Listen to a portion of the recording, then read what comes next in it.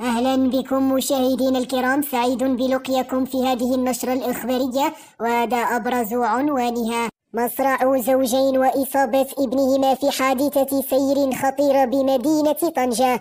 قبل ما ندخلوا في التفاصيل الإخبارية ما تنسوش الإعجاب بالفيديو والاشتراك في القناة باش توصلوا بجديد أخبار المغرب. إليكم التفاصيل. أوردت حادثة سير خطيرة وقعت يوم أمس بمنطقة سيدي حسين بطنجة بحياة زوجين وإصابة ابنهما بجروح متفاوتة الخطورة.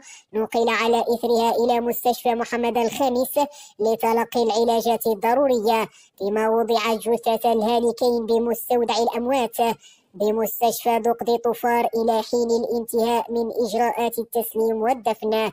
وبحسب مصادر متطابقة فإن الواقعة نتجت عن اصطدام قوي بين دراجة ثلاثية العجلات كان على متنها زوجين وابنهما ذو 3 سنوات، وسيارة خفيفة كانت قادمة في الاتجاه المعاكس جراء السرعة المفرطة التي كان يسير بها السائق الأخير، الذي فقد السيطرة على المقود ولم يتمكن من تفادي الاصطدام رغم قيامه بكل المحاولات الممكنة، ما أسفر عن وقوع حادثة سير مميتة. وأوضح المصدر أن الزوجين لفظا أنفاسهما بعين المكان متأثرين بإصابات متعددة وكسور مختلفة بأنحاء الجسم، فيما نقل المصاب إلى قسم المستعجلات بالمستشفى الجهوي محمد الخامس، حيث قدمت له الإسعافات الضرورية وتم وضعه تحت المراقبة الطبية إلى حين أن تستقر حالته.